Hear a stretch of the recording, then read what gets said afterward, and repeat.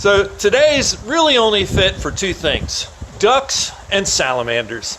And I happen to have found salamanders to share with you this morning.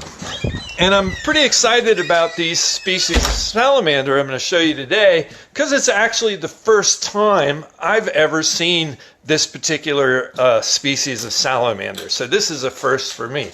But before I talk about these salamanders, I want to bring in a concept for you, a biology terms, that I want to use to introduce this species and some other species as we encounter them throughout the year as we walk through spring. And I show you things that you're going to find or might appear in your backyard or in a local park, neighborhood, or a forest area. So the concept is the generalist species and specialist species. Generalist species are species that have pretty broad, wide open requirements to live. And they can do pretty well in most different habitats. They're usually very adaptable. They can eat different things. They can adapt to different things. They can find good places to live pretty easily, and they do great. So an example of a generalist species would be a raccoon. You can find raccoons all across North America. There might be a raccoon living under your deck or porch right now in your town. And they've been remarkably adaptable to find nesting places, places to raise their family, and different kinds of food to eat. An example of a specialist species would be the panda bear. Pandas have very strict habitat requirements. They can only eat on bamboo, and if there's no bamboo forest, there's no pandas. So we would call them a specialist. So let's move on and look at these salamanders that I found. Temporarily keeping them in this container with a lid for a lot of aeration.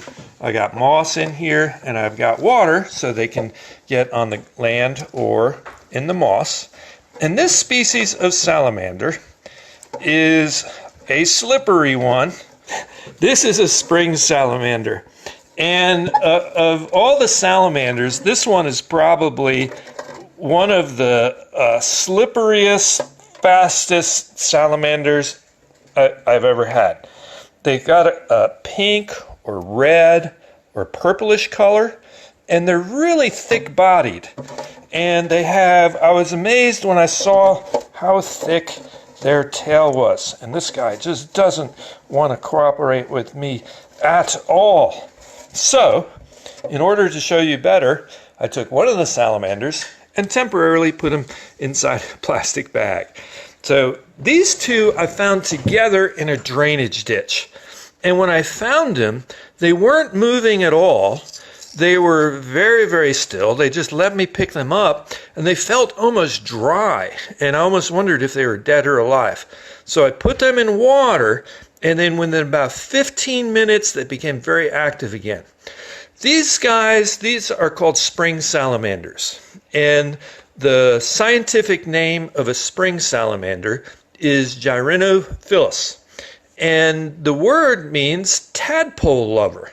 And the reason these guys are called tadpole lovers is because they spend 3 to 4 years in the aquatic larva stage with gills. So most salamanders don't spend that long in the larval stage. Some might be 6 months, some might be a year, some might be less than a year, but these guys stay as a larva for 3 to 4 years. And you can see that his tail is still kind of flat. And let's take a look at this one. And you can see that his tail is still flattened. And so he is making this change or metamorphosis to the terrestrial environment and slowly changing his body shape because he doesn't need a flat tail if he's going to be living more or less on land. Now these guys are also considered to be specialist species because while you can find this species called a spring salamander throughout the Northeast, You can only find it in certain places. He requires very clean, very cold water. And so usually they're found in springs, and that's why they call them spring salamanders, or in caves. And so I feel very lucky to have found this particular salamander species and be able to show them to you, because they're very specialized. And I have never found this particular species before, so I was pretty excited about that. So spring salamanders are one of the many salamander species that we have in our area. You can find salamanders near creeks and ponds, and this one, if you want to find this one, you have to go to springs or caves, because they live very closely associated with the water. They're indicators of really good water quality. If there's too much mud or sediment in a spring, or the water is dirty, you won't find these anymore. There's another salamander called a red salamander, which they're confused with sometimes, as you can tell, because these ones are very, very red. But this one, we're pretty sure, and a friend look at him with me, are pretty sure this is the spring salamander. So the Appalachian Mountains are have one of the greatest diversities of salamanders in all the world. And people that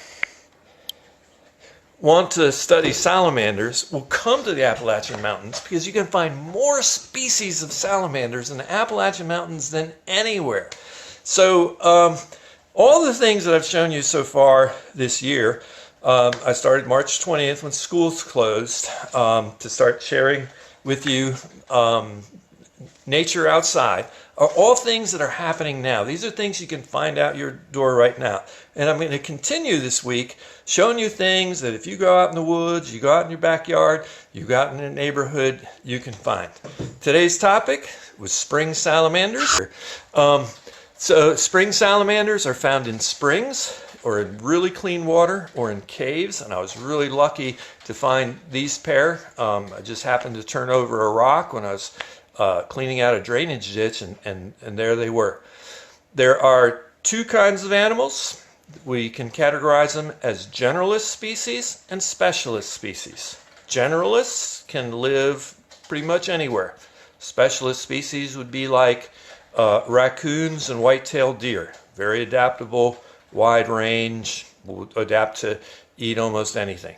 And then there's the specialist species, like the panda bear, and this species of salamander, the spring salamander, that has very special requirements to live. And if he doesn't have those requirements, he won't do well. So again, I'm glad you're watching my videos, but what I want you to do is not just watch my videos, but go outside and find stuff. Go with your friends. I grew up, there's a little woodland area where I grew up in New Jersey. I was in there all the time looking for living things and salamanders, and had a great time.